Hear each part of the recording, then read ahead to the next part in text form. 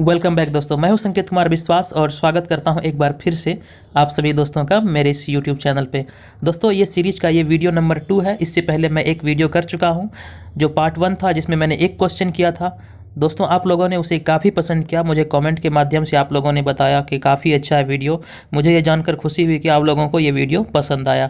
दोस्तों ये video number 2 है। यहाँ पे मैं एक और क्वेश्चन को करूँगा जो कि 47वीं बीपीएससी में पूछा गया है, जीएस पेपर 1 में। तो दोस्तों आप ये वीडियो पूरा देखें और आपसे अनुरोध है, अगर अभी तक आपने मेरे इस यूट्यूब चैनल को सब्सक्राइब नहीं किया है तो कृपया उसे सब्सक्राइब करें, क्योंकि मैंने टारगेट लिया है कि 64वीं बीपीएससी का जो मुख्य परीक्षा होगा उससे पहले मैं सारे मुख्य परीक्षा में पूछे गए प्रश्नों को आपके सामने वीडियो के माध्यम से आपको मुहैया कराऊंगा।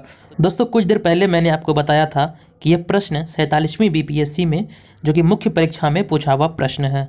तो दोस्तों प्रश्न इस प्रकार है, क्या आप इस दृष्टिकोण से सहमत हैं कि चंपारण सत्याग्रह भारत के स्वतंत्रता संघर्ष के इतिहास में एक परिवर्तन बिंदु था? दोस्तों कुछ लोग बोल रहे थे कि सर इसका पीडीएफ भी दिया कीजिए। तो मैं आपको बताना चाहता हूं कि मुझे अभी नहीं पता कि पीडीएफ कैसे डाला जाता है यूट्यूब पे। तो जैसे ही मुझे पता चलता है तो वो मैं आपको प्रोवाइड कराऊंगा। अगर आप लोगों में से किसी को पता है तो कृपया मुझे बताइए, मैं कोशिश करूँगा उसे देने का। तो दोस्तों इस प्रश्न का जो आंसर होगा वो इस तरह से लिखा जा सकता है। एक बार मैं फिर से प्रश्न को रिपीट कर रहा हूँ, क्या आप इस दृष्टिकोण से सहमत हैं कि चंपारण सत्याग्रह भारत के स्वतंत्रता संघर्ष के इतिहास में एक परिवर्तन बिंदु था? तो दोस्तों इस प्रश्न का आंसर इस तरह से लिखा जा सकता है, विदेशी शासन और भारतीय शोषकों के खिलाफ 19वीं सदी में ही किसान कसमसाने लगे थे और कई बार उन्होंने आंदोलन का रास्ता पकड़ा। बिहार के किसानों द्वारा भी जमींदारी शोषण और अंग्रेजी नीति के खिलाफ अनेक विद्रोह किए गए। बिहार में किसान असंतोष का प्रथम उदाहरण हमें चंपारण से दिखाई देता है। यहाँ दिखाई देता है कि 20वीं सदी के आरंभ में ही गोरे बागान मालिकों ने किसानों से एक अनुबंध करा लिया था, जिसके तहत किसानों को प्रति बीघा 3 कट्ठा भूमि पर नील की खेती करना अनिवार्य था। इससे किसानों को काफ़ी नुकसान हो रहा था। भूमि की उर्वरा शक्ति समाप्त होती जा रही थी तथा नील की उपज को नील्हों द्वारा अत्यंत सस्ते दाम पर खरीद लेने से किसानों को उसका कोई भी लाभ नहीं मिल पाता था। इसके साथ ही किसानों ने नील्हों द्वारा तरह तरह के गैरकानूनी कर भी वसूले जाते थे। इसके विरुद्ध आवाज़ उठाने पर बागान मालिक तरह तरह के अत्याचार करते थे। सरकार और न्यायपालिका भी गोरे बागान मालिकों का ही पक्ष लेती थी। 1916 में लखनऊ अधिवेशन में पंडित राजकुमार शुक्ल, जो खुद अंग्रेजी अत्याचार से त्रस्त एक स्थानीय किसान नेता थे, गांधी जी से मुलाकात कर चंपारण के कृषकों की दयनीय स्थिति के बारे में बताया तथा उन्हें चंपारण आमंत्रित किया। 1917 में गांधी जी चंपारण आए और किसानों को उनका हक दिलाने हेतु प्रथम सत्याग्रह का सूत्रपात किया। गांधी जी जैसे ही चंपारण पहुंचे, कमिश्नर ने वहां से उन्हें तुरंत चले जाने का आदेश दिया, जिसे गांधी जी ने मानने से इनकार कर दिया और सजा भुगतने के लिए तैयार हो गए।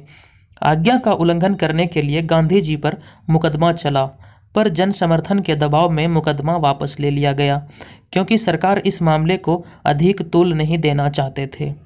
यह गांधी जी की महत्वपूर्ण जीत थी और देश में सविनय अवज्ञा का प्रथम सफल प्रयोग था। चंपारण में गांधी जी को ब्रजकिशोर प्रसाद, राजेंद्र प्रसाद, अनुग्रह नारायण सिन्हा जैसे नेताओं का भरपूर सहयोग एवं समर्थन मिला। सरकार ने सारे मामले की जांच हेतु एक आयोग गठित किया, जिसका एक सदस्य गांधी जी को भी बनाया गया। सत्याग्रह के दौरान गांधी जी सैकड़ों किसानों के बयानों के आधार पर आयोग ने तिनकठिया पद्धति को समाप्त करने का सुझाव दिया। साथ ही बागान मालिकों को निर्देश दिया गया कि वह अवैध वसूली का 25% किसानों को लौटा दे। अब नील्हों के लिए नील की खेती करना फायदेमंद नहीं रही और 1 दशक के भीतर ही गोरे बागान मालिकों ने चंपारण छोड़ दिया। इस प्रकार भारत में सत्याग्रह का प्रथम प्रयोग सफल रहा। चंपारण सत्याग्रह को राष्ट्रीय आंदोलन में महत्वपूर्ण स्थान है। यह पहला अवसर था जब भावी राष्ट्रीय आंदोलन के महत्वपूर्ण सत्याग्रह का सफल प्रयोग किया गया।